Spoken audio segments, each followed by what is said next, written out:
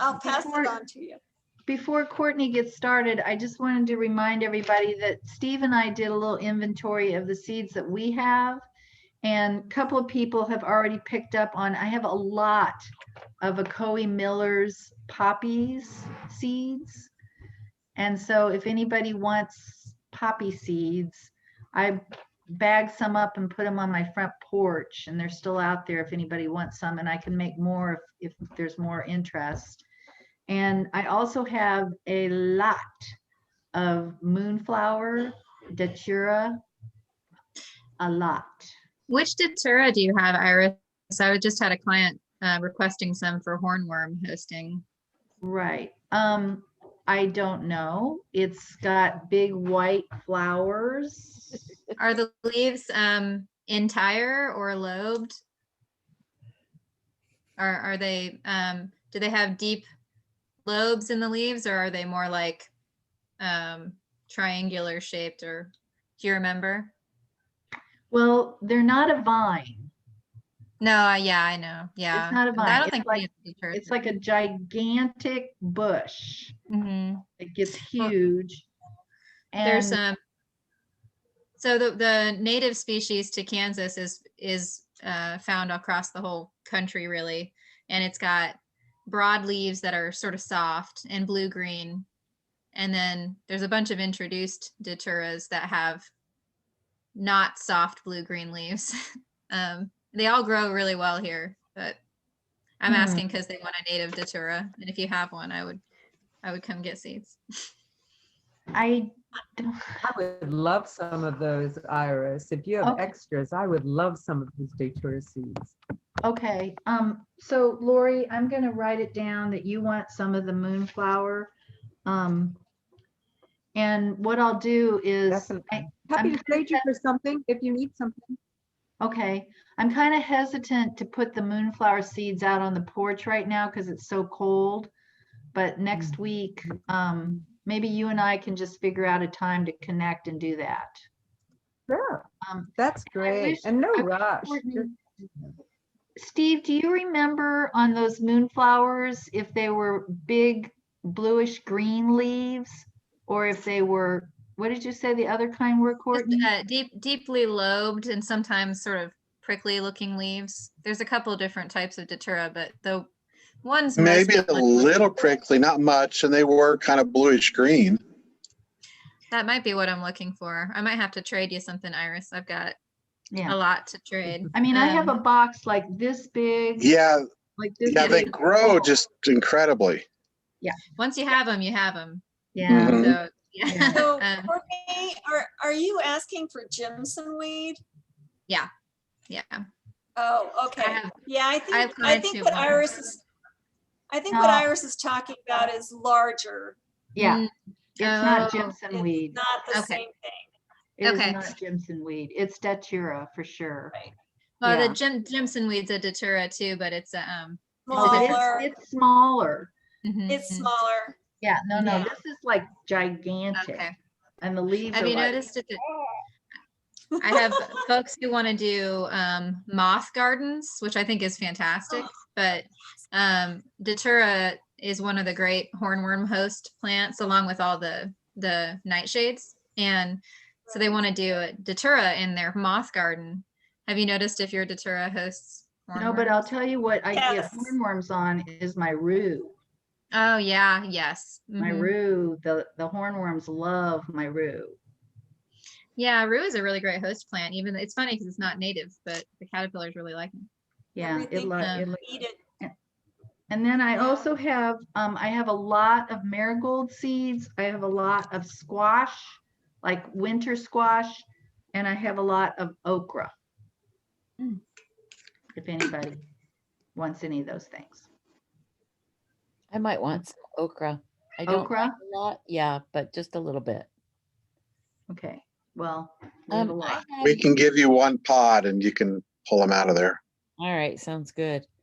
Somebody gave me about 20 of these bottles. They're I think they're less than a quart. They hold 16 ounces, so 2 cups. And they would be great for tincturing. So how big are they, Karen? What? How big are they? About 16 ounces, so 2 cups. So it'd be great for if you're tincturing because it's a brown bottle. Right. So if anybody wants some, I have 20 of these. I'll take some. Okay. We'll I'll take- trade. Okay, Yay. okay. All right. Just Yes. chat with me. and let me know. Didn't somebody have some Ella campaign? Who was it that had the Ella campaign? Oh, Crystal. Crystal Harris. Somebody- Yeah. She The doesn't Crystal? come on Zoom very often. Yeah, Crystal Harris has the Ella campaign. Wants But if some you, of I that. think, If somebody I don't know if sees she her- checks into Facebook or not, but I think if you posted something up on the Facebook, do you do the Facebook page? I think- I occasionally will go in there. Right. Not regularly, but I will make a point of it. Right, Mhm. yeah. And just put up there that you're looking for Ella campaign and Crystal be the one. Perfect. Harris, Crystal Harris. So Harris. Does anybody else have any seeds that they want to swap or talk about before we start with Courtney? Well, I also have lots of poppies. Most of them came from Ocoee, but some of them didn't. And they've all intermingled. I've got lots of Nigella. It's the ornamental, the blue ornamental, and then I have some larkspur left. So I have those things. If anybody wants some. What is larkspur? It's just a flower? I mean, it's not Yeah, medicinal. it's a tall blue spike that blooms in the spring at the same time that the poppies and the Nigella do. I just kind of let them go crazy in my garden.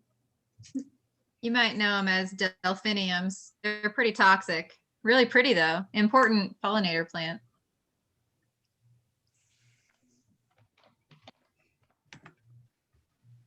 And I have lots of Courtney, do you have any spiderwort? Yeah. I actually cleaned quite a bit of spiderwort the other day. I just have Ohioensis, Ohio spiderwort, which is one of our natives. You don't need a ton of it. They germinate pretty well and they spread really nice.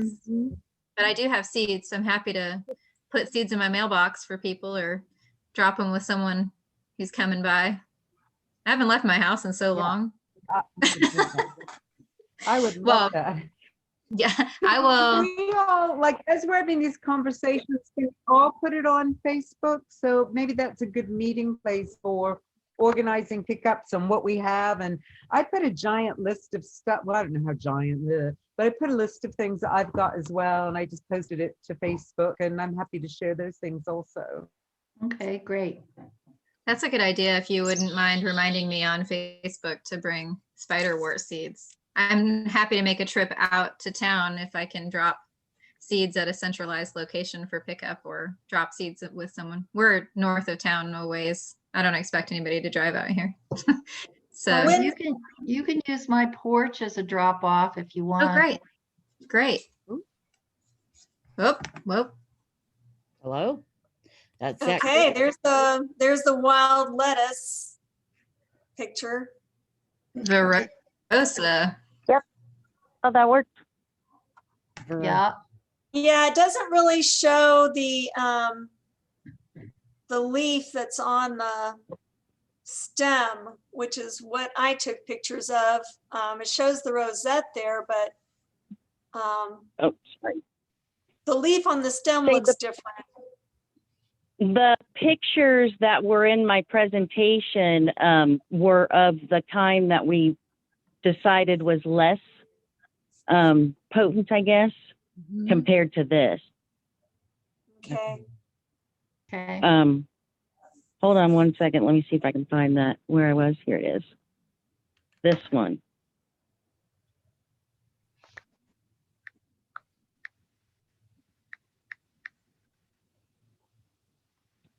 Is that more like it if you can see? Oh, we can't see that yet. Yeah, it didn't change We're yet. just seeing the same one, Crystal. Okay, hold on.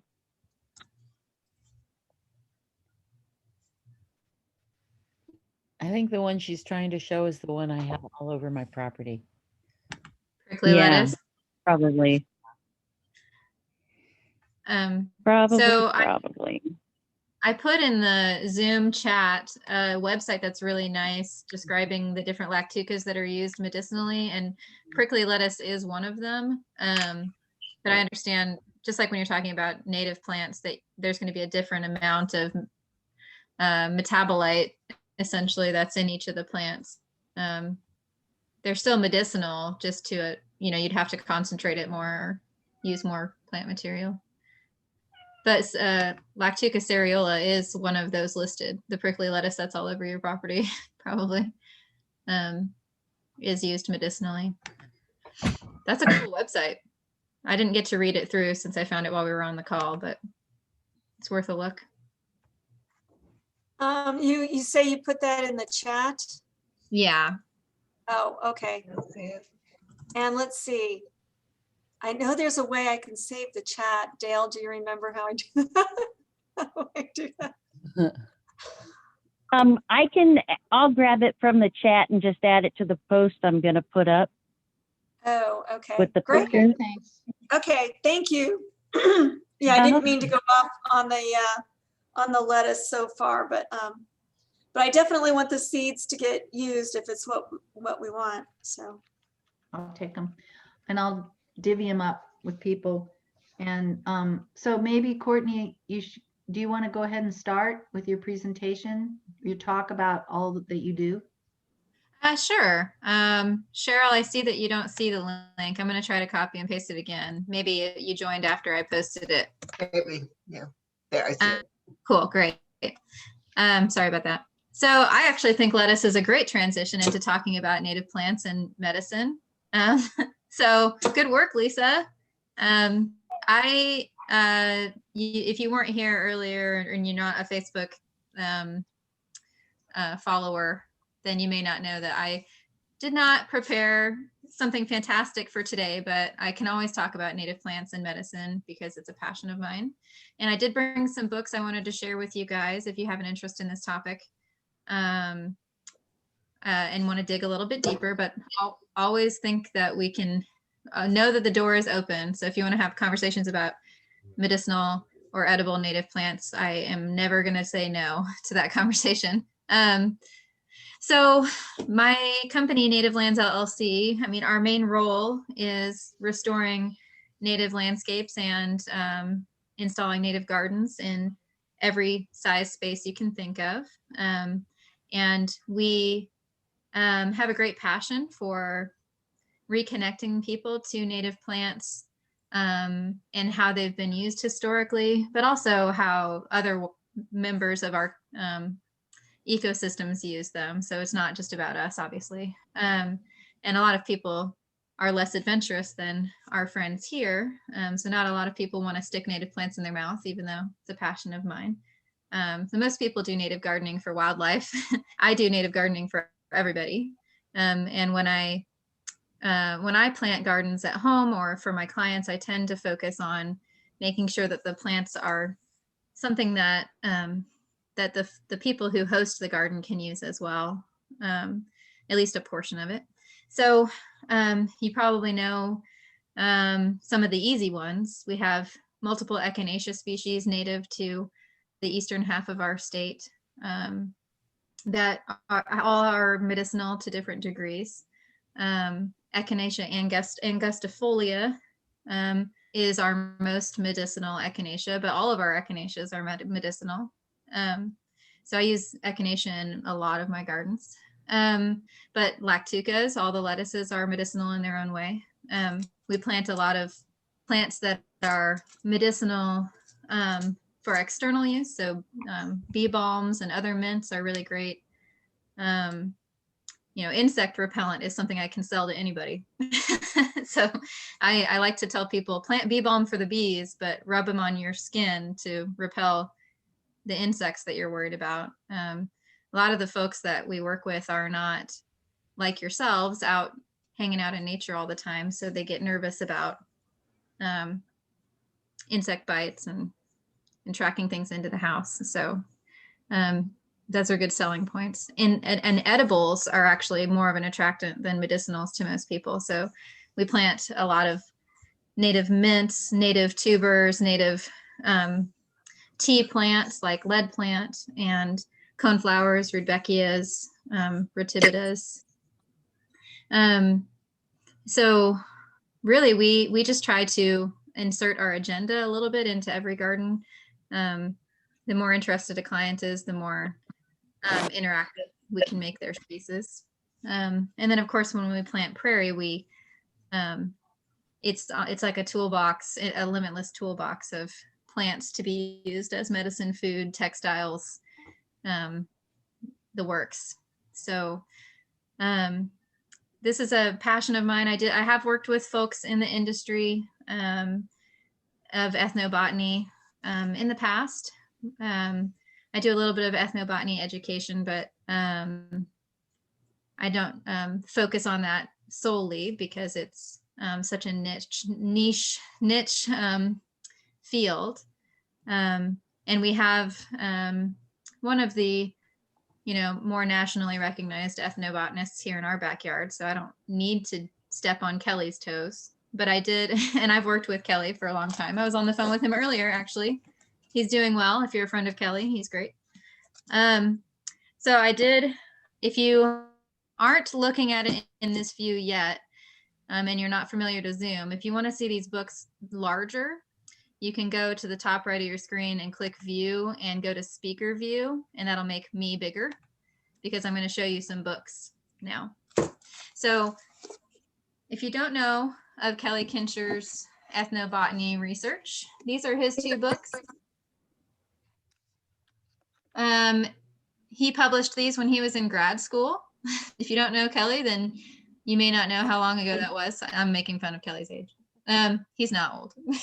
But these are not new books, but they're really important introductory books on medicinal and edible native plants of Kansas. If you're looking for a picture book, you're not going to get a field guide out of this. It's not a field guide. It has some really nice drawings and range maps in it. But the real icing on the cake is the stories and sort of the historic record of how native people to this area used plants of the prairie. And I think it's important that that information is stored somewhere. So I'm really grateful for those books. Some other really easy introductory reading, but really important are, and you guys know these, Robin Wall Kimmerer's books. These are not going to focus on our own native plants, but they do touch really heavily on utilizing native plants for food, medicine, cultural practices. And of course, she believes very strongly in the preservation of our native ecosystems. So I'm a big fan. And then there's the books that I find when I'm digging around in obscure bookshops when I'm out digging around small prairie towns, and that I've found that I've really loved. So if you're interested in this topic, this is one of my favorites. This is called The Wild Plants of Native Peoples of the Four Corners. This is a really cool book. Again, it relates the stories of how Native folks have used medicinal plants historically, but it's a little broader. It's a little more real than just Kansas. And this one you guys may know, Carly Wall's work. This one's more broad, and it also includes a lot of non-native plants. It's called Naturally Healing Herbs. I really like this one because it, beyond talking about the medicinal properties of the plants, it talks about how to create tinctures and how to, make dried bath mixtures and blends. I like this one. It's a nice intro book. And then this is my favorite one, but also this is going to be for diehard native plant nerds, but I recommend it. This is called Enduring Seeds. And I'm sort of obsessed with this book. And this author, Gary Paul, I can never say his last name, Nabhan. Does anyone know how to say his last name? No. Nabhan. No. He has written several books. This one is just my favorite, and it relates sort of the discovery of native seeds in archaeological sites, and also stories of how native people have carried seeds around with them from region to region. I'm sort of obsessed with seeds, so this is pretty great. But I think it's relating that story of how seeds that are native to your region, how valuable they are and how related they are to culture and history of the site. There's a huge section on wild rice, for instance, in here, which are one of the more endangered suites of species that are extremely important to native people and to us. I mean, what an important native food source. So I recommend that book if you want to dig deeper. I think starting with just digging into the internet and looking at some of the really great resources on native plants as medicine and food is a good way to get started without spending a bunch of money. But Kelly's books, please support our local book publishers. You can get Kelly's books from Raven Bookstore, from the Raven, and also directly from the press. I just bought more. I like to keep lots of copies of these because I give them to all of my students. But University Press of Kansas, which the headline today was that they could be shut down because of funding. That would be a travesty. But if you want to buy this directly from the publisher or from the Raven passes a lot of support to the press. I recommend getting them. Both of them are good. I think they're like $12 a piece. Totally worth getting them both, and easy reading. It's not, if I was going to plant a medicinal, like a pharmacy garden of native plants, I'll talk about that in a second. I would plant, echinacea. I would plant mints. I would plant milkweeds, really important medicine, and textile plant. Maybe dogbane if I had a naturalized area. I would plant something in the silphium family, like rosinweed or a compass plant for the resin. Resin is really important. And then any of the cone flowers, the rudbeckias and the retividas, make amazing tea. Go to the prairie clovers. And they're really important protein sources too, and high vitamin C content. And the prairie roses, use them like you would use any rose. Really delicious rose hips. Very hard to get commercially though, native roses. Because they take 3 years to germinate from seed.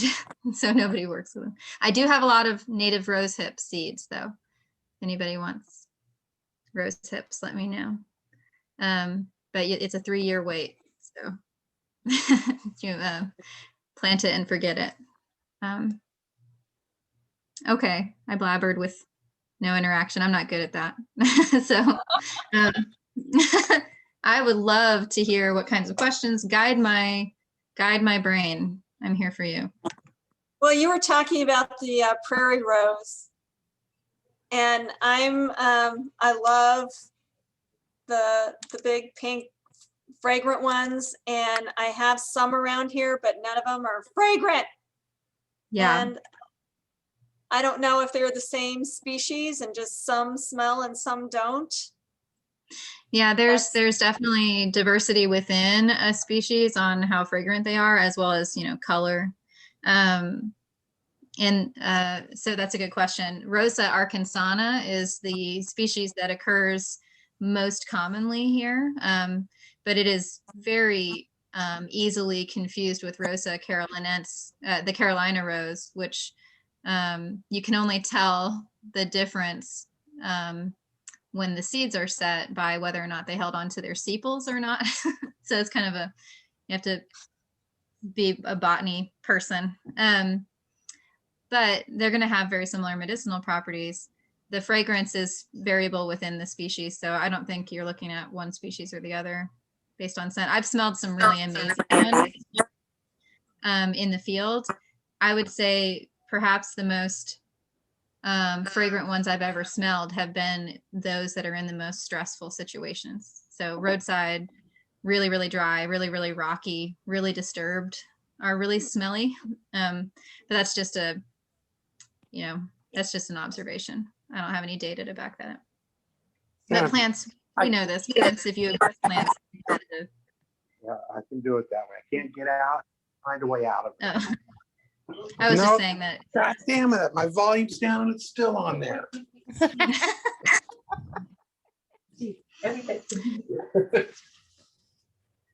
I was just saying that if you, it's not a rule for all plants, but most plants, the medicinal property is going to be the metabolites that are produced in stress or in defense of the plant. And so it makes sense that the things that make it taste good, smell good, feel good are going to be more present if you stress the plant out a little bit. It's cool, isn't it? All the things that we like about plants are not there for us. They're to make us go away. It's not their fault. It's delicious. Wow, so that does mean though that the wild plants may be better than the cultivated ones in our garden. Absolutely. I think there's been some really interesting research on when we start to modify plants to do what we want them to do, how it affects the properties that we enjoy about them, and also how wildlife relate to them. So that's part of my soapbox of why I use native plants and not cultivated native plants. You can get your hands on any species that I blabbered about in a cultivated variety with bigger flowers or different bloom times or whatever, shorter stature, but we can't predict how those properties will be altered. And of course, wildlife, it tends to be a negative thing for wildlife.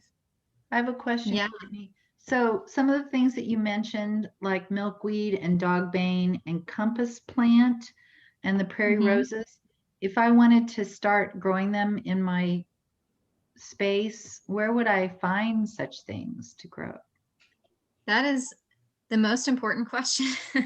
Sourcing native plants. That's sort of the passion for native lands, is getting native plants more accessible and creating a supply for the demand, because I think we're in a situation where the demand is higher than the supply, dramatically so. And when you're talking, we have 1,000+ different species of native plants in our state, and I would say only a couple hundred of them maybe are commercially available. So it's a little frustrating. Compass plant germinates really well from seeds collected in the wild. But you can buy compass plant from a lot of the local native plant sales. Here in our area, those look like fundraising sales for local nonprofits like Monarch Watch and Grassland Heritage Foundation. They do their native plant sales around Mother's Day or graduation weekend. So look for those sales. Native Lands can also source plants for you. We do that for our clients, obviously. Prairie roses, I only know one person who sells them commercially, and she's like the greatest person ever. Patty Ragsdale, Happy Apples Farm, she's the only person I know who sells them. She's in Tonganoxie, and I know that her source was local ecotype that came right out of her ditch. So she would happily share those with you. And then dogbane, you don't need help getting dogbane. Everybody's got dogbane. I bet Lisa has dogbane. In my field, yeah. And it is they used to be part of the milkweed family. They have their own family now. But the seed is very similar. A lot of people confuse dogbane for milkweed in the field because it has that super hairy, feathery seed dispersal mechanism. So I bet Lisa could even find some. There's still some seeds hanging on out there. If not, I have a lot, and I would be happy to share transplants with folks if you want to stop by. How do you tell the difference between dogbane and milkweed?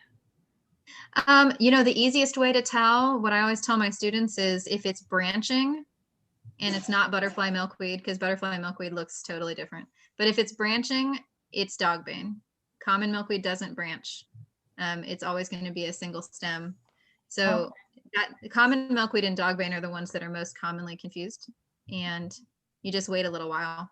And yeah, Melissa, I see your I have a hand. question. I love the leaves of dogbane. They're just beautiful. I love the way they look Pretty. when they're pressed.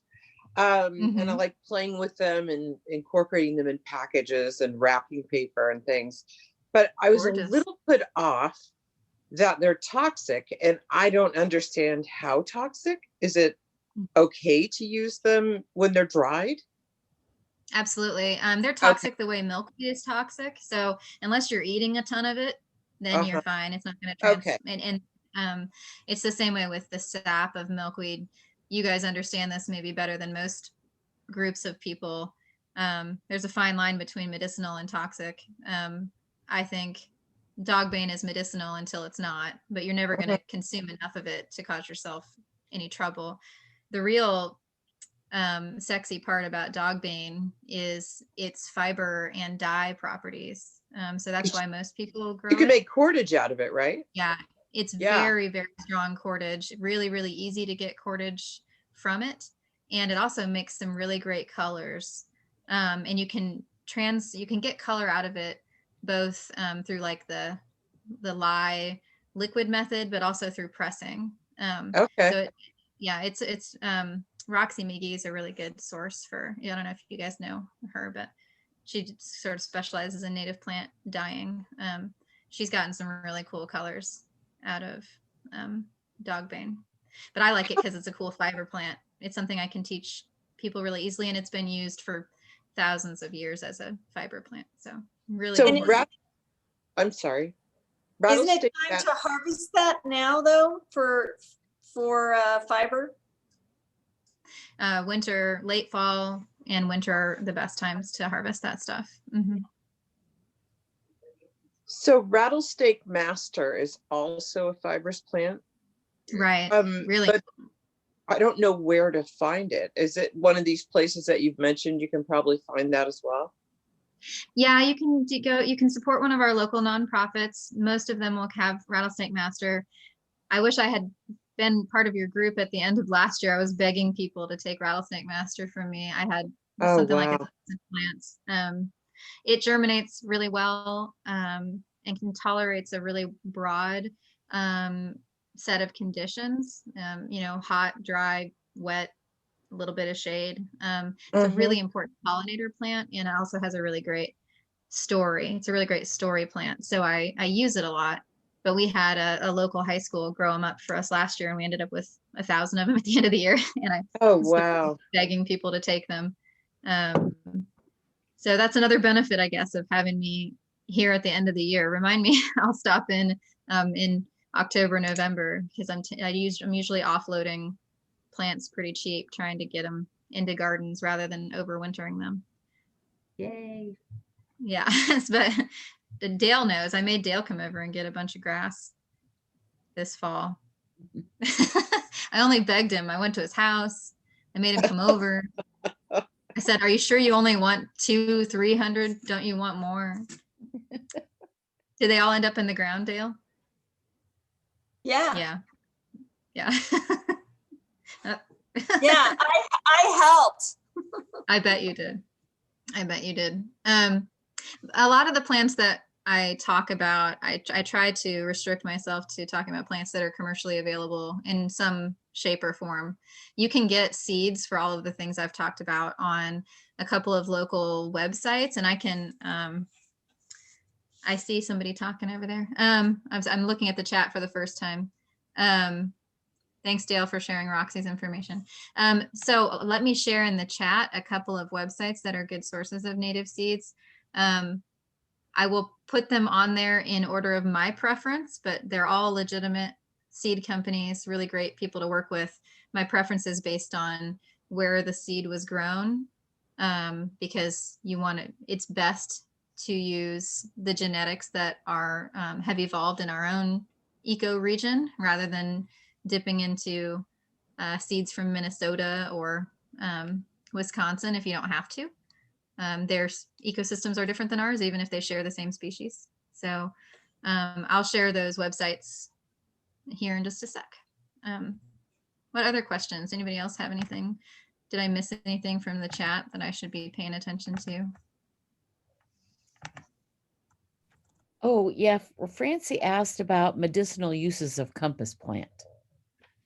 So it's a really interesting plant. It's really more of a story plant, but it's been used for the resin. All of the Silphium genus, compass plant, rosinweed, cup plant, all produce a lot of resin, which can be used as an adhesive. It was used as chewing gum. It was used for mouth ulcers. There's an awful lot of uses for the resin. Oops, I accidentally sent that directly to Francie. Sorry, Francie, I'm it again. So I can share a nice page actually for medicinal uses of compass plant, but also it's been a little while since I looked for it. I bet Kelly's books talk about silphiums because they were such an important part of the culture here. Do you guys know the story of the compass plant? Why is it's called compass plant? No. I bet somebody on the call knows. So they're called compass plants because their leaves orient away from the sun to preserve moisture so they don't get dehydrated. And if you feel the leaves of them, you can tell that they're really scabious, which they feel like sandpaper. And that's also a drought tolerance trait. So because the plants orient north-south to keep the sun from beating on them all day, the story is that they were used for orientation. Really cool plants, and they tower in the prairie, 8 feet tall. So you can sort of imagine that if you were lost in the prairie, you could go find that 8-foot tall plant and ask it which direction was north, and it would tell you. Really interesting relationship. So the silphiums are all listed as one post in Kelly's books. And that's because, like I was saying, they're all going to be produce a lot of resin.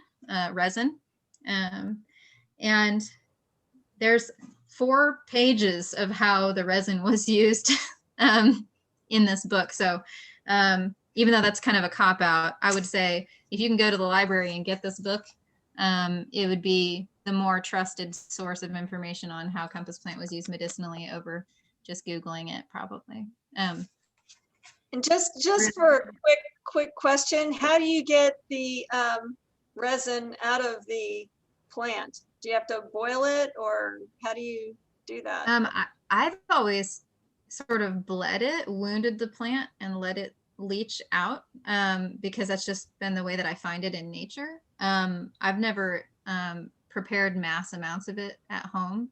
That's a good question. I'd have to do some research on that. So you just, when you need it, you just bruise the plant and collect the sap and apply it.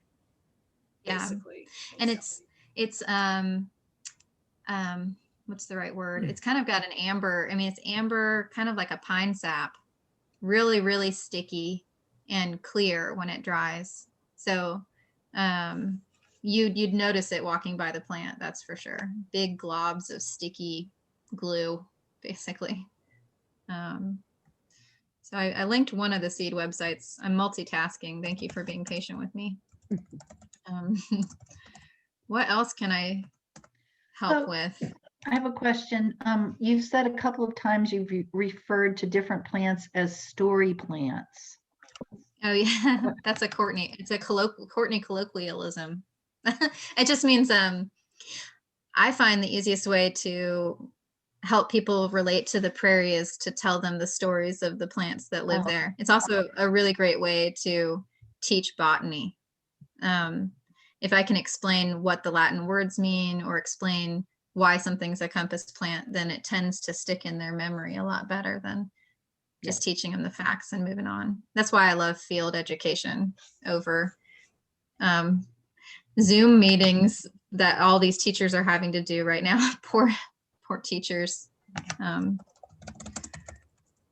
I'm sort of a field education specialist, and I like to stand out in the prairie and tell people how people have used plants over time. It brings me joy. I think it's pretty effective. I've linked 3 different websites down there. One is Missouri Wildflower Nursery. One is Happy Apples Farm, which you heard me say earlier was a good source of live plants. She also has seeds. And Prairie Moon Nursery. I think most people interested in native plants have heard of them. The reason I list them 3rd out of my preferences is because they are really, really north of us. And while I have had really great success with their seeds, I've never had a complaint. I would say the only potential snafu would be that they are in the northern part of the prairie region. So you would expect them the plants to be less drought tolerant, less heat tolerant than those sourced here, if there was an effect of genetics, which is often the case. Cool. Like I said, I'm always around and always excited about talking about native plants. This is what I do all day. So just let me know if I can help you in any way. I do have a lot of native seeds. Dale, I see you waving down there. Yeah, so what is, this is a break in the routine, but we know that spring is coming and summer. So what kinds of projects, what does your work plan for the next 6 months or so look like? Oh man. So what you may notice us posting on our social media pages right now is very focused on 2 really disparate things. One is seed stratification, so getting them clean and getting them out in the cold, whether that be in plastic tubs to fake winter or to get them on the ground underneath snow. That's a huge focus of our work right now. And then the opposite side of that coin is burning things.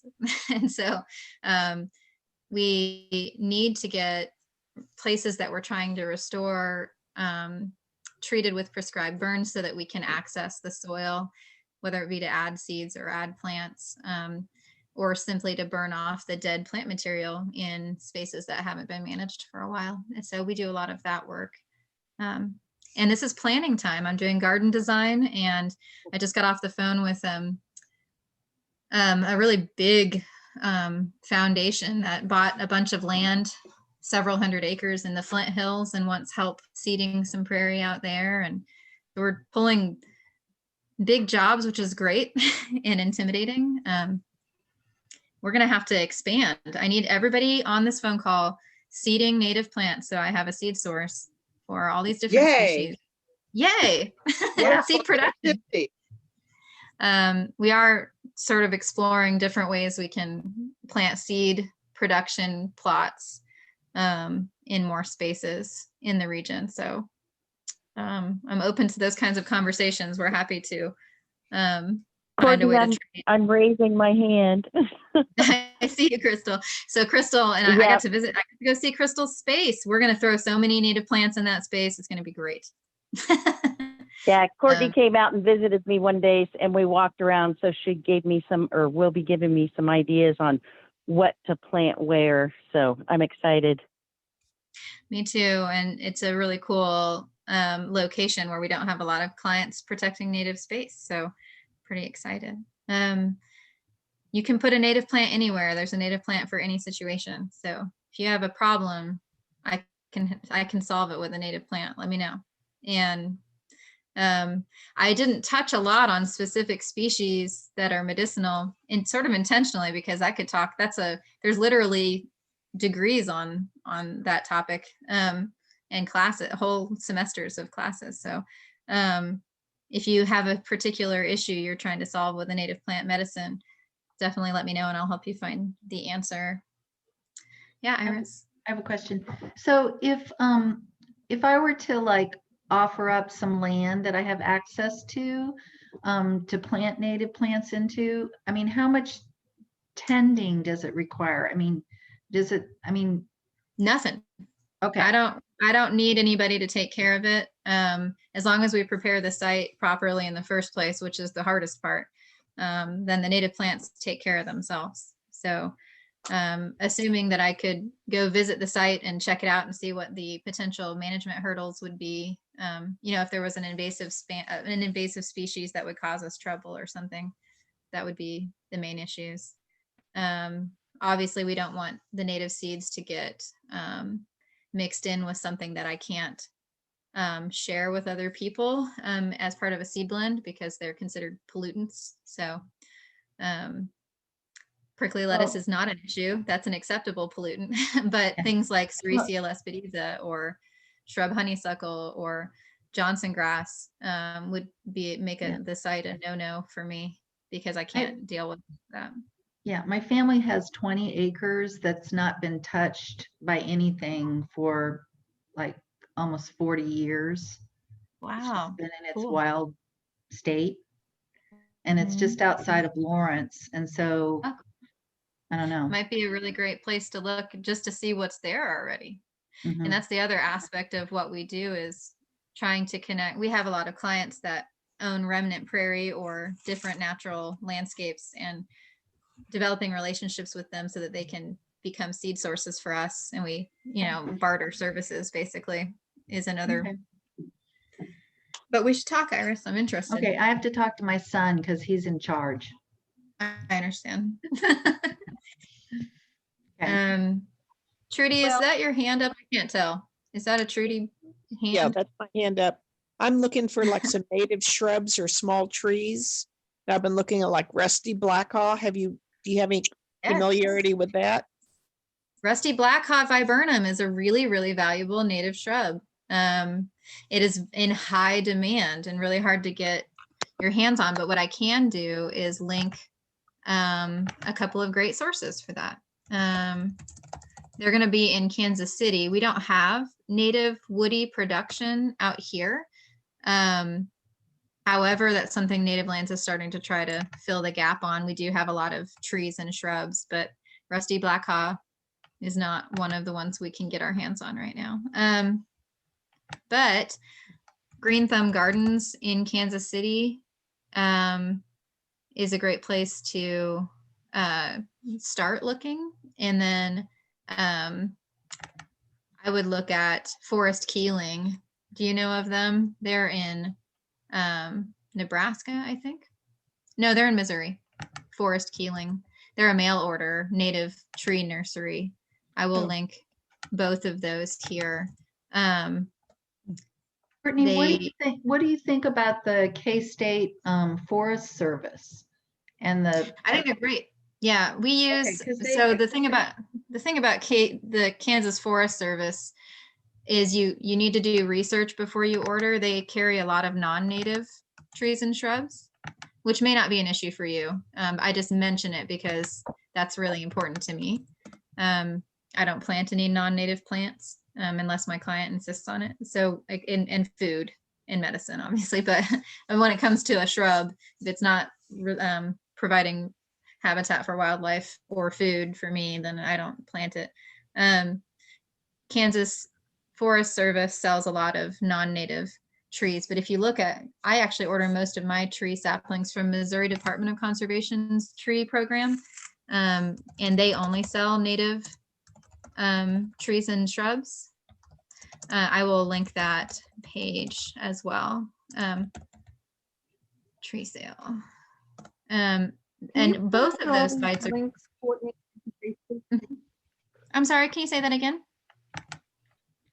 Can you put all of these links that you're putting here into Facebook as well? Sure, I can maybe just, does it make sense for me to make a post that's like links related to Courtney's talk or something like that? Yeah, I can do that. Yeah, that'd be fantastic. Yeah. Yeah, I can do that for sure.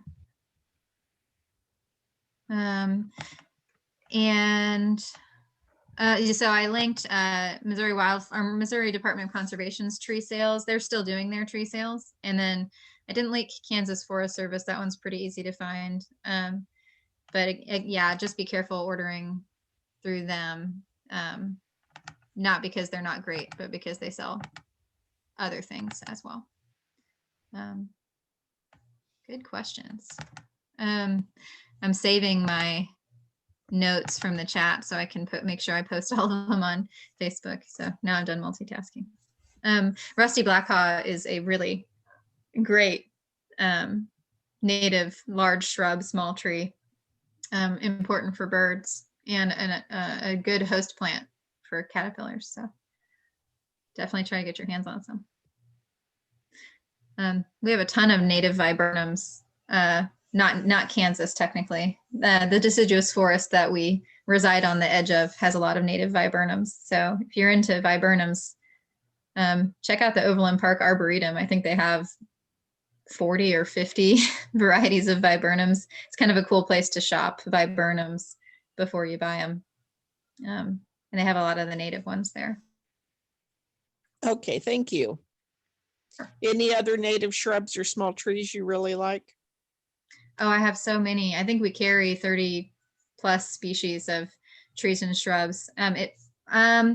Sort of my go-tos for shrub-sized native things are, I really like aronia, black chokeberry. It's really medicinal, high antioxidant berries, good for birds, good for people.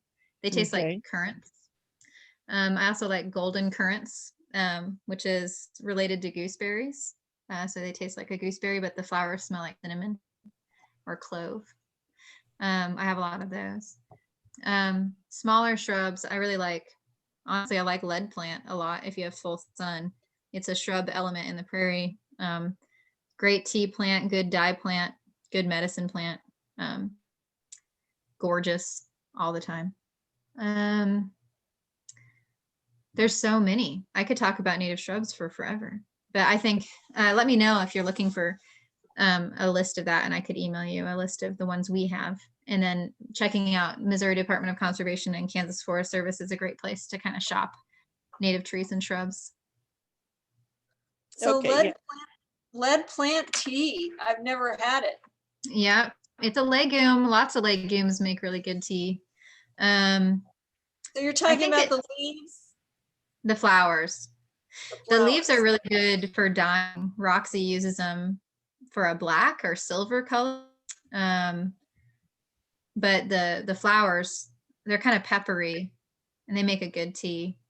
And the roots, I think, were used medicinally, though I've never dug one up. I think that would break my heart. I don't think I could do it. But yeah, I mean, I don't think we focus on our native woody elements enough at all. And if you start looking into host plants, some of our trees are so important to the butterflies that we love and the bees that we love. Then we should really plant some where it's appropriate. Of course, not in the middle of the prairie, unless it's supposed to be there. That's a different soapbox. I was looking for the page on lead plant as a medicinal. There's some pretty good stuff in here. I can't say a lot of the native words, unfortunately, but so the Omaha tribe used lead plant dried leaves to treat cuts and open wounds to aid in scab formation. And apparently the leaves are astringent. So anywhere you would use something astringent. And the Potawatomi used it to kill pinworms and intestinal worms and to treat eczema. It goes on and on about, it has a cannabinoid-like substance. Interesting. But it doesn't tell you how to get at that. That's probably on purpose. Dang it. Yeah, that'd be an interesting experiment. Lead plant farms, the future. Yeah, wouldn't that be great? Yeah. Cool plant though, and extremely drought tolerant. The root system is something like 20 feet deep. So don't try to move your lead plant.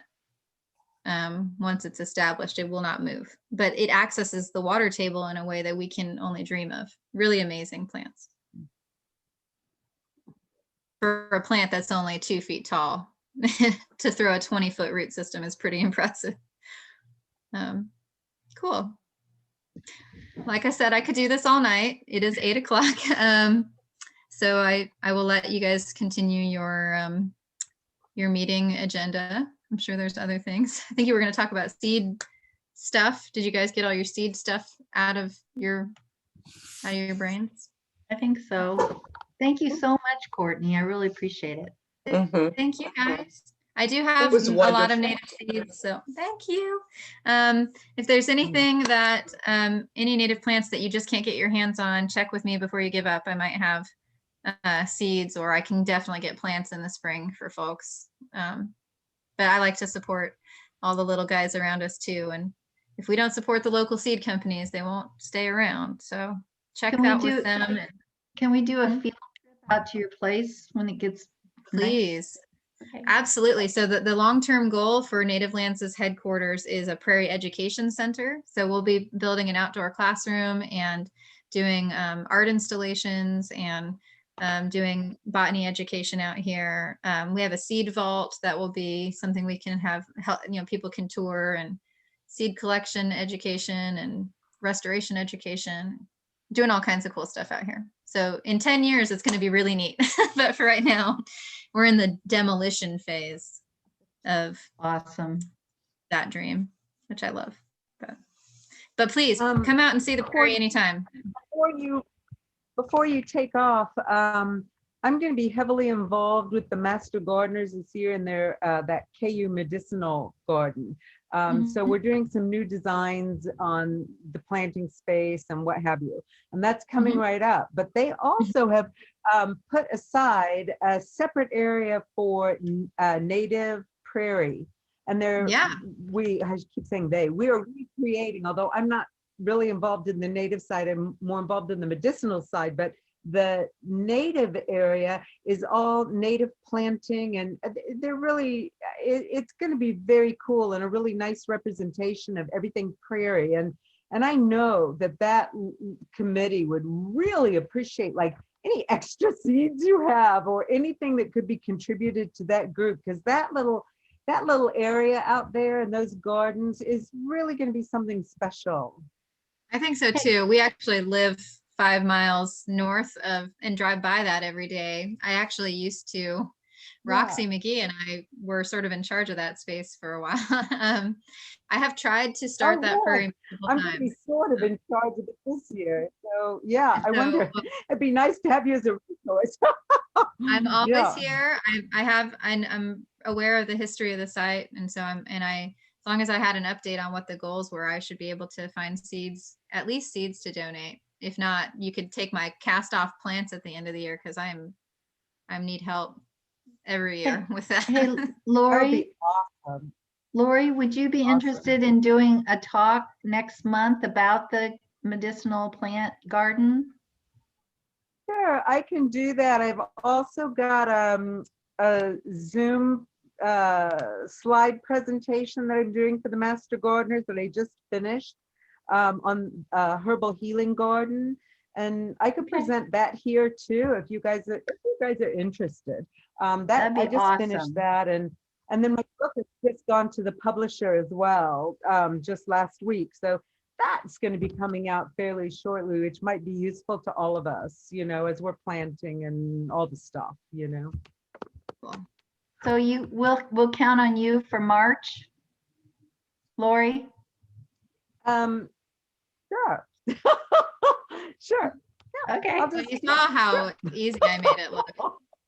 I just goofed around the whole time. That'd be so great. You ate up every word, Courtney. It's awesome. Thanks, you guys. I'm always here. It was if you need excellent. anything. Look at all my notes. I took all these notes. I was like taking notes like a crazy person. I got notes just like I love it. And invariably those will not make sense next week. So when you need to remember what I said, let me know. I know how notes work. And I'm going to work right now on getting all those links I shared published on the Facebook page.